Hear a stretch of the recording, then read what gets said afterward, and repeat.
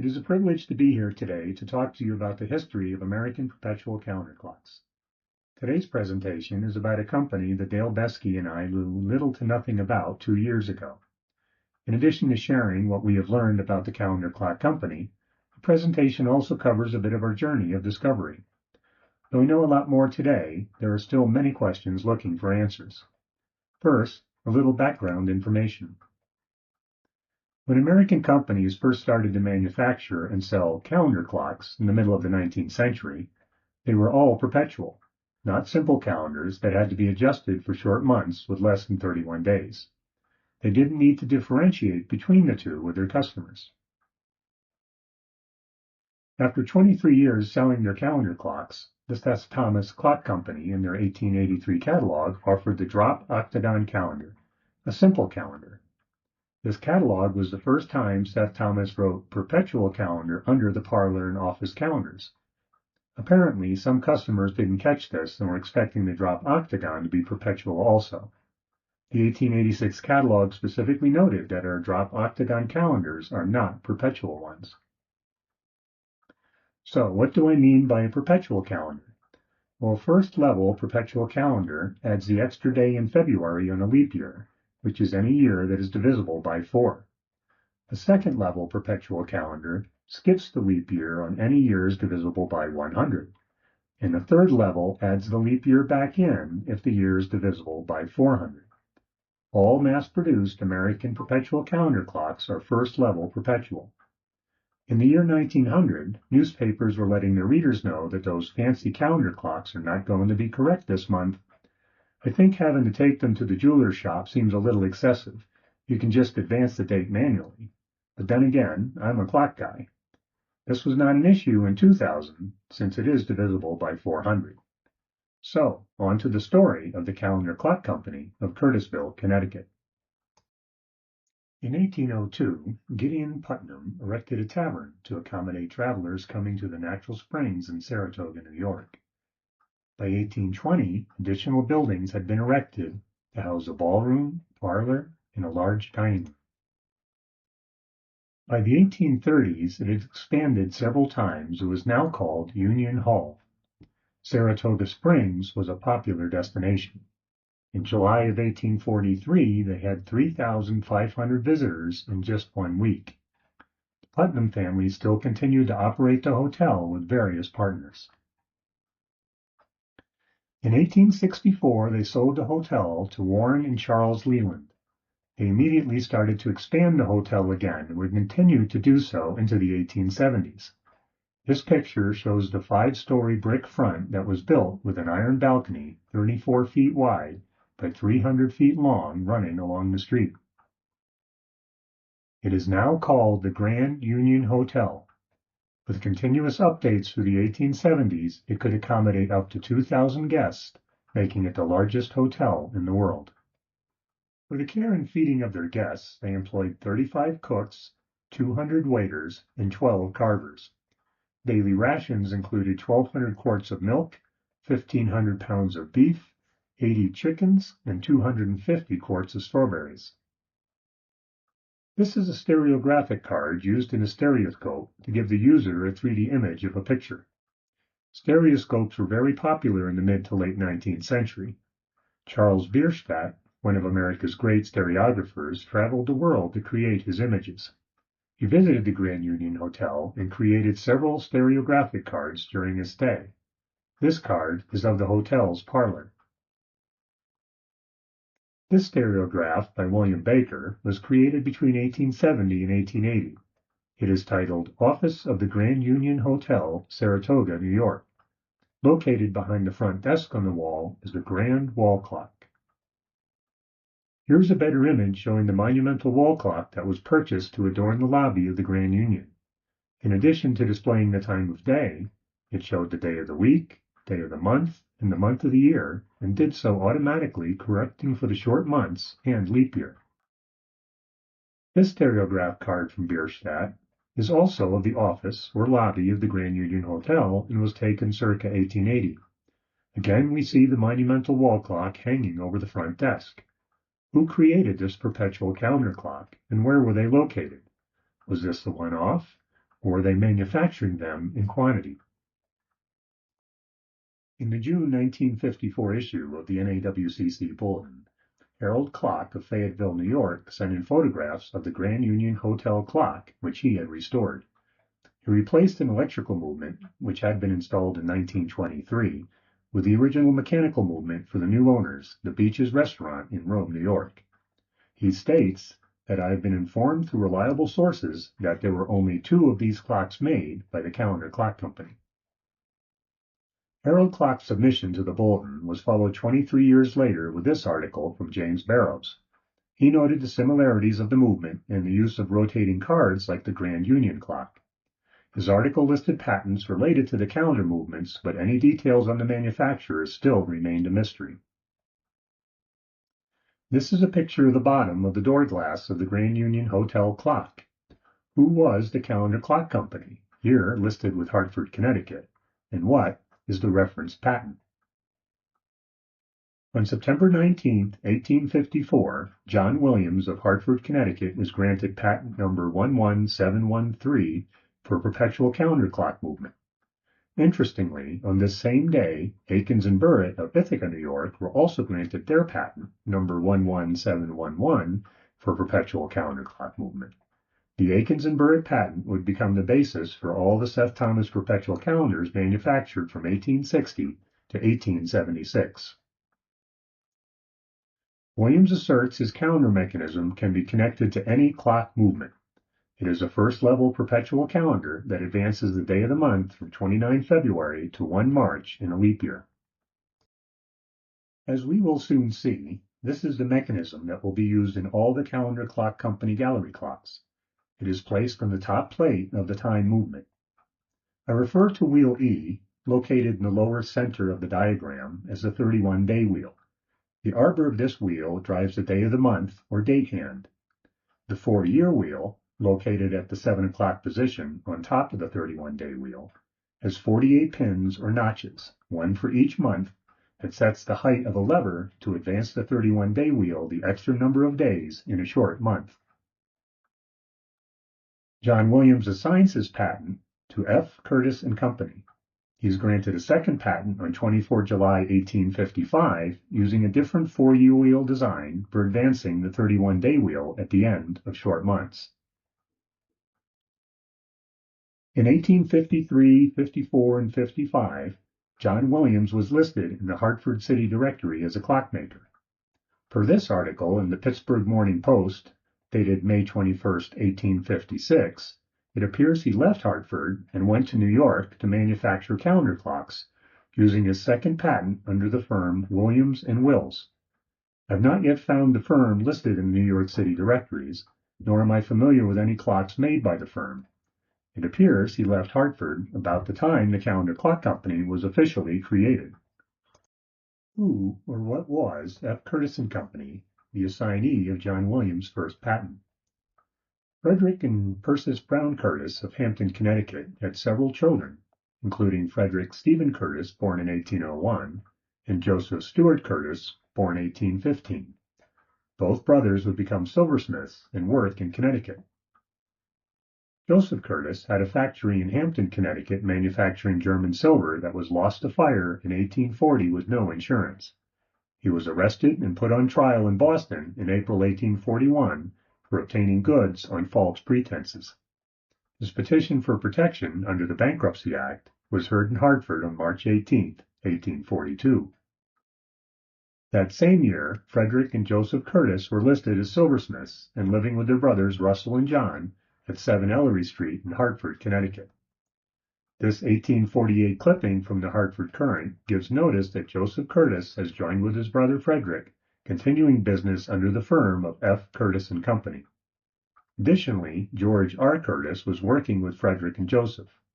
George was born in Springfield, Mass. In 1823 and moved to Glastonbury, Connecticut, where he lived for most of his life. I believe he may be their nephew, but have not been able to prove this definitively.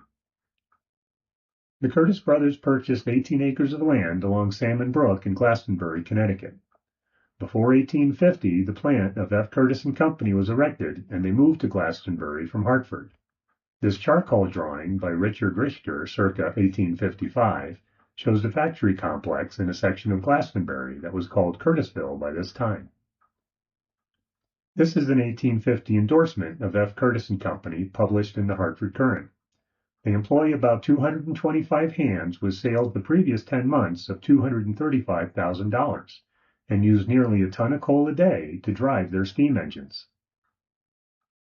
Wells' Directory of Hartford in 1850 gives a list of products made: spoons, forks, butter knives, casters, spectacles, spectacle cases, tobacco boxes, etc. Offices at No. 1 Asylum Street, Hartford, and 85 William Street, corner Maiden Lane, New York. There is no mention of clocks at this point. So, where is Glastonbury in Curtisville, Connecticut? This is an early 19th century map of Connecticut. Hartford and Glastonbury are in the middle of the state. Bristol, home of the American Clock and Watch Museum, is just west of Hartford. In the bottom right side, just a few miles south of East Hartford, is Glastonbury. Curtisville is located in the northwest corner of Glastonbury. This is where F. Curtis and Company and the Calendar Clock Company were located. Here is a detailed map of Curtisville in 1855. It is known today as the Curtisville Historic District. It is bound by Naubach Avenue across the bottom and Pratt Street on the top. The map shows the location of F. Curtis and Company, going by the name Fred Curtis and Company's Spoon and Spectacle Factory. The brothers had an office in Hartford on Asylum Street, but lived in Curtisville. Frederick's and George Curtis's homes are located together in the upper left side on the corner of Pratt and Naubach. Joseph Curtis and the Curtis livery stables are located in the top center along Pratt Street. The map also shows the location of F. Curtis and Company lumberyard, F. Curtis store, and boarding houses for the workers. This is a picture painted by James Rabbith titled Curtisville. The factory is in the background with boarding houses for the workers making up some of the homes seen here. Note the Connecticut River in the top left. Naubach Avenue is running across the bottom of the picture. Joseph Curtis's house and the associated stables are to the right of the factory. It was reported that one of the manufacturing buildings built in Curtisville housed the rolling department. Previously, they had to haul material to Waterbury for this process. F. Curtis and Company went into insolvency in 1854 with $500,000 in liabilities. In a restructuring, they moved all assets over to the Curtisville Manufacturing Company. The stockholders were Frederick and Joseph, holding 5,596 shares, and Roderick Fowler, holding a token 4 shares. Only $100 was paid in cash, with the $139,900 paid with a conveyance of the property of the manufacturing establishment. The following year, on August 17, 1855, the Articles of Incorporation for the Calendar Clock Company were created. The company was organized for manufacturing and dealing in calendar clocks and other related objects in Glastonbury, Connecticut. Note the stockholders. Roderick Fowler, the one holding 4 shares of the restructured Curtisville Manufacturing Company, was Justice of the Peace in Glastonbury. George R. Curtis, possible nephew of Joseph and Frederick, is the largest shareholder. Edwin Allen, we will get to shortly. Neither Frederick nor Joseph Curtis was a shareholder in the Calendar Clock Company. This was probably a good thing, as they were always in financial difficulties and would be in and out of court for the next 4 years. This is part of a transcript from the Joseph Curtis conspiracy case that was being covered by the Hartford Courant. Per Mr. Hill's testimony, George R. Curtis took me by the collar and throat and attempted to put me out. He said if I ever came into the office again, he'd break a chair over my head. He called me a damn Boston blackleg. While all the drama was happening with F. Curtis and Company and the Curtisville Manufacturing Company, the Calendar Clock Company commenced business. This is a notice of their first annual meeting. The date of August 15, 1855 is 2 days before the date of their Articles of Incorporation. The November 1855 issue of Scientific American reported on the Great Fair of the American Institute in New York City. In addition to describing the splendid specimens of Wagon Spring 30-day clocks by the Atkins Clock Company, they noted the large and beautiful calendar clock exhibited by Joseph S. Curtis of Hartford, Connecticut, which shows the hours and minutes as well as the days of the week, month, etc., patented last year. In the most recent issue of Scientific American, they're not reporting on perpetual calendar clocks correcting for leap year, but if we should be continuing to add leap seconds. An interesting article. Same topic, slightly smaller scale. The second annual meeting of the Calendar Clock Company is to take place at Curtisville, Connecticut in 1856. Edwin Allen is secretary, and as we will soon see, the central figure of the Calendar Clock Company. Current 28 June 1858. The Calendar Clock Company has been in business for 3 years. This notice announced the placement of one of their clocks in the Charter Oak Bank. It states, the woodwork of this clock is made of oak, and the carving, which is elaborate, is from the real Charter Oak tree. It is a 30-day movement with a perpetual calendar. A quick aside for us non-Connecticut attendees, including myself. The Charter Oak tree is where the Charter of Connecticut was hidden in its trunk on October 31st, 1687, so not to be confiscated by the newly appointed governor, Edmund Andros. It was resumed on May 9, 1689, and served as Connecticut state constitution until 1818. The tree itself finally fell in a violent storm early in the morning of August 21, 1856. Many relics were made from the tree. The governor's chair in the Connecticut Senate chamber, the chair for the mayor, veneers for pianos, and according to the previous article, the carvings on the Calendar Clock Company clock hung in the Charter Oak Bank. Connecticut State Fair, October, 1858. The Calendar Clock Company showed one of their calendar clocks. They run 8 to 30 days according to pattern. They state a most beautiful finished clock with imitation of carved oak frame. Joseph S. Curtis is still the company's agent, though his address has changed from number 1 to number 10 Asylum Street in Hartford. With Joseph Curtis acting as the primary agent, Edwin Allen would be the central figure of the Calendar Clock Company. He was an extraordinarily gifted inventor with over 40 patents to his name, including 2 calendar clock patents that were used in the clocks. In addition, he was a major stockholder and secretary of the company. He was born in Windham, Connecticut on March 27, 1811. His parents, Amos and Lydia Allen, had 9 children, of which Edwin and his twin brother Edward were the youngest. His father was a cabinet maker and farmer on the west side of the Shattucket River. Windham, located in Windham County in the northeast corner of the state, is only 10 miles from Hampton, Connecticut, the home of Frederick and Joseph Curtis. Joseph was 4 years younger than Edwin, but both boys were ambitious and interested in mechanics.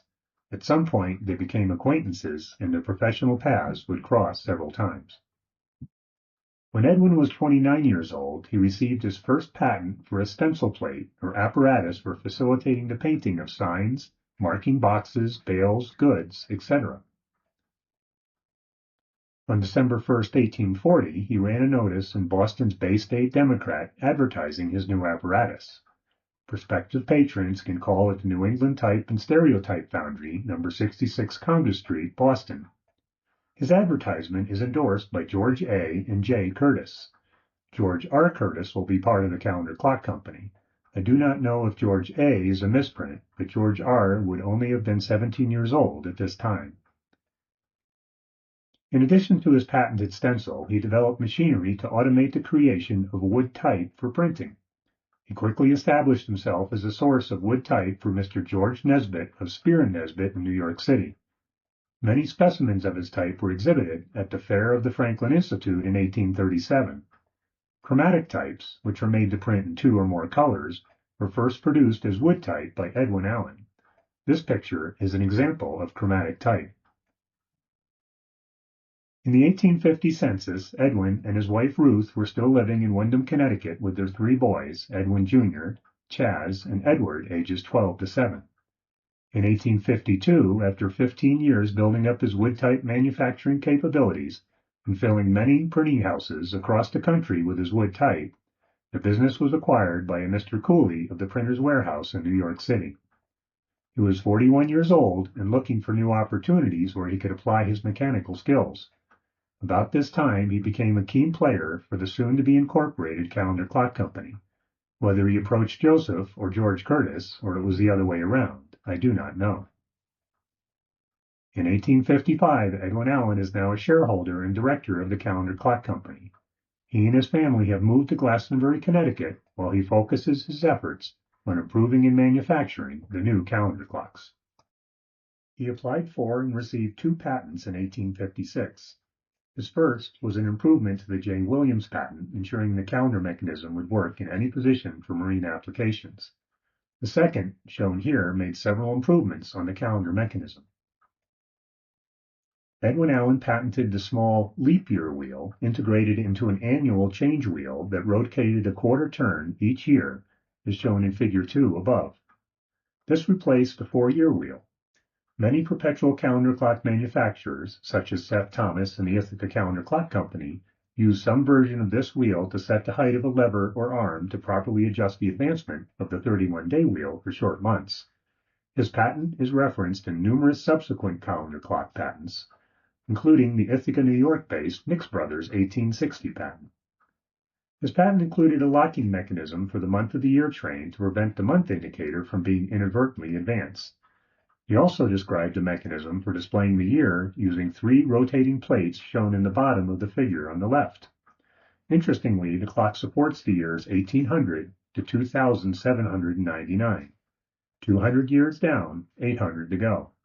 Very forward-thinking, though as we will see shortly from a practical standpoint, it was either with just 2 rotating plates that ended in 1949.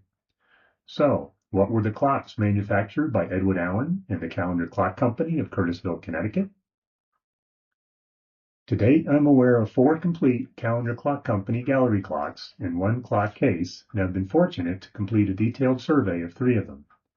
The company's main product was large, ornate gallery clocks approximately 36 inches in diameter. The company stamped the movements of all the gallery clocks I've seen with a production number. I cannot determine if it represents a total production number or an annual production number similar to the Ithaca calendar clocks. I've used these numbers to identify each of the gallery clocks.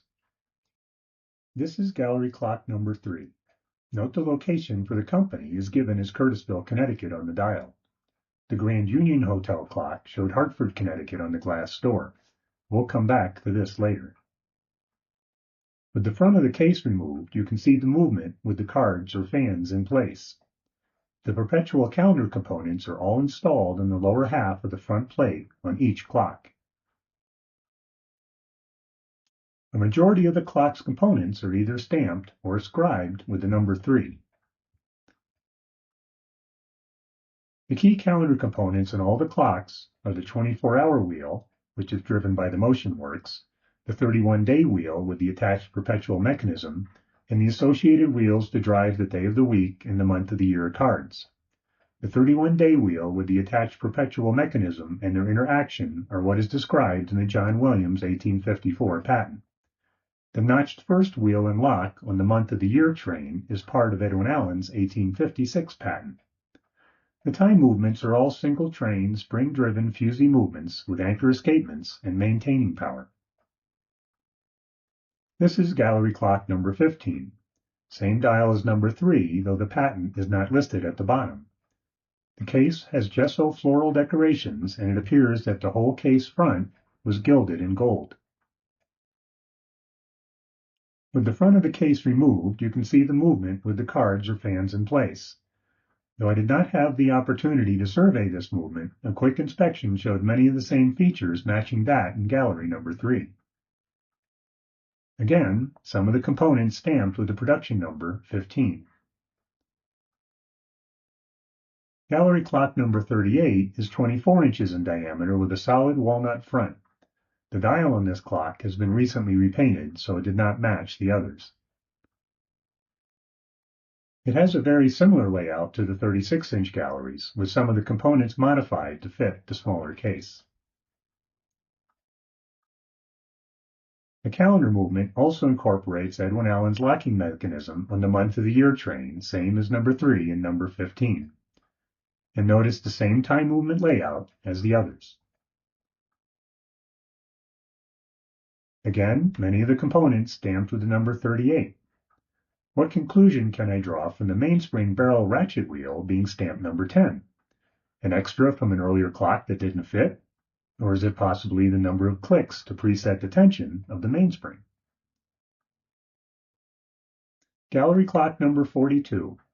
Note that this clock now has an aperture opening showing the year, replacing the calendar clock company signature on the dial. Having a year indicator was not part of John Williams' initial or subsequent patents, but was part of Edwin Allen's patent in 1856. Though this model added a year indicator, it has to be manually advanced each year, as it is not connected to the movement. Instead, the cards are screwed directly to the case. It also uses 2 instead of 3 wheels, limiting the display to the years 1850 to 1949. From a practical standpoint, 100 years was probably more than sufficient for any of the prospective customers. Note the standard stamping of the production number on the components. Though all the components on the calendar mechanism are basically the same, there are always variations between the clocks. Some of the wheels are spoked. The teeth of the 31-day wheel vary. Sometimes pins are used and sometimes tabs are used to advance the wheels. They never completely standardize the components to support mass production. Note that the locking mechanism on the month-of-the-year train is no longer there on this clock. I believe the roller pawl was sufficient to lock the train. The tide movement on this clock has had some later repairs. There's the simple anchor pallets and the reverse-mounted deadbeat escape wheel to work with the anchor escapement. The time movements are very English in nature. I'm not aware of anyone in the U.S. producing heavy brass English-style fusee movements as a source for the calendar clock company. I've shared my surveys of the movements with several horologists from the UK. The general consensus is they either brought some of the components from possibly Liverpool or copied the components locally. The large galleries were made with eastern hemlock and or Douglas fir. Many decorative gesso elements are added and gold gilded. The exposed wood sections appear to have been false grained or gold gilded. Atkins was making gallery clocks in the 1850s. Did they get the cases made, or did they make them in-house? They had a lumber company, the large manufactory, and the expertise. Edwin Allen had apprenticed as a cabinet maker under his father. I think either case, no pun intended, is plausible. What about the monumental gallery clock that hung in the Grand Union Hotel? The clock is a bit of an enigma with many differences from the gallery clocks that appear to be their main product line. It was most likely a custom order. The clock is big. It is 84 inches tall and 42 inches wide across the dial. Note that the day of the week and month display has moved to the inside next to the center arbor to facilitate the time dial using the full dial face and the insertion of a subsidiary seconds dial. The movement is not numbered like all the gallery movements. It is a much larger movement weighing 9.5 pounds and approximately 12 inches in length. The 5 pillars use steel screws instead of pins to secure the top plate. It is a 30-day movement with a deadbeat escapement where all the galleries have anchor escapements. The movement does drive the year indicator fans. It covers the years 1850 to 1949, like gallery clock number 42. Another difference between this clock and the regular galleries is the quality of the time train components. The wheels are more standardized and a finer quality. The pinions are of a finer finish. The second wheel and center wheel are identical with the exception of the pinions. Though the door glass mentions John Williams' 1854 patent, this perpetual calendar movement follows later patents. The perpetual calendar component uses Edwin Allen's 1856 patent, though it does not incorporate his separate leap year wheel to set the height of February, therefore requiring a straight 4-year wheel. The inscription on the front plate, April 23, 1869, by E. Allen, generates more questions. By 1860, there are no further references that I can find to the calendar clock company. Was he asked to do repair work on the clock in 1869? Or did he make this clock in 1869 for the Grand Union Hotel? The label on the door glass shows Hartford, Connecticut, where the dials of the gallery clocks say Curtisville. Was Joseph Curtis still acting as an agent out of Hartford? And did he ask Edwin Allen to make this clock for the Grand Union Hotel? So what happened to the calendar clock company? By 1861, the Seth Thomas Clock Company was advertising their calendar clocks with agents around the country, soon followed by the B.B. Lewis calendar clocks coming out of Bristol. The calendar clock company, with their heavy movements, large brass components, and non-standardized parts ensured they would never be able to compete with the mass production capability of the other perpetual calendar clock manufacturers, such as Seth Thomas, the Ithaca Calendar Clock Company, and the Bristol Boys. So did they move? This article is from the New York Evening Post, dated December 10, 1858, and it describes the losses from the Center Street fire. Could the Calendar Clock Company that just moved into the building be our company from Curtisville? The Curtisville Manufacturing Company, that was owned by Frederick and Joseph Curtis, continued to have financial difficulties after the 1854 reorganization. In 1859, Thomas J. Vail assumed the presidency, and the Curtis family no longer appeared in the Hartford listings. With the advent of the Civil War, the manufactory switched to production of firearms and was again restructured in 1863 to the Connecticut Arms and Manufacturing Company. Remnants of the original buildings are still there today. The 1863 expansion for the Connecticut Arms Manufacturing Company replaced everything above the first level of the main building. The headstone shown above is over one of the old entrances. Frederick Curtis died on February 24, 1862, at the age of 61, only a few years after T.J. Vail had taken over the Curtisville Manufacturing Company and moved into Frederick's old residence in Curtisville.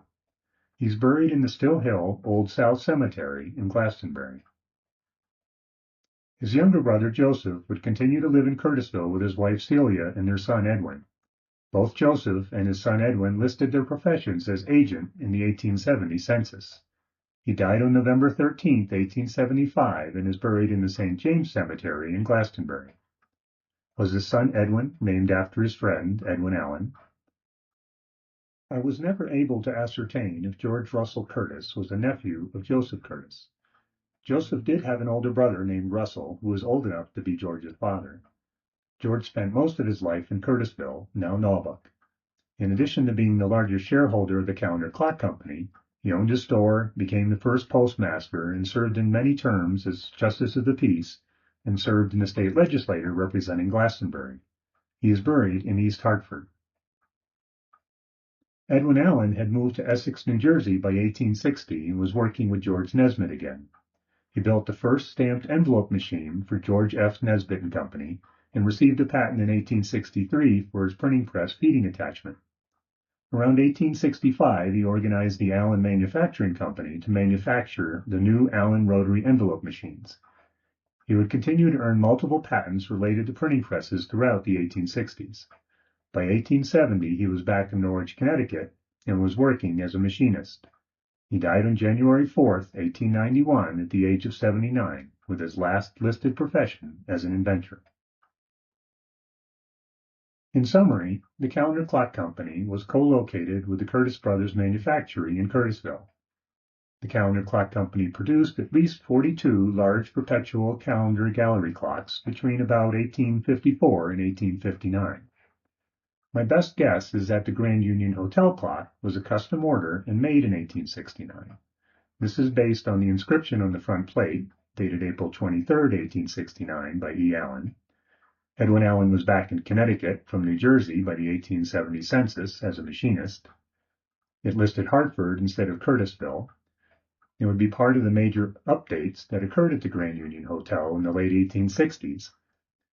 And to get a very grand clock, none of the other calendar clock companies made anything this large or ornate in the 1860s. And finally, it would make a grand finish to the Calendar Clock Company's story. This project would not have been possible without all the help and assistance of many friends and colleagues. A special thank you to Dale Beskey, who not only helped with the research, but also reignited my interest in the Calendar Clock Company. Fellow collectors Ben, Ted, and Chris, Mary Jane for her research assistance and encouragement, Jamie Perillo at the Saratoga Springs History Museum for help finding all the pictures of the Grand Union Hotel clock and the history of the hotel, Phyllis and Sue at the Historical Society of Glastonbury for Curtisville's history. I would like to welcome Gil Tyler and Steve Knapp, who are both here today. Gil was my gracious host and tour guide in Glastonbury, and Steve is the present owner of the Curtisville Manufacturing Company site, and gave Gil and I a great tour of the facility. Most importantly is the support from my wife Kathy, who came on many of the trips across the country in search of all the pieces that helped make this story possible.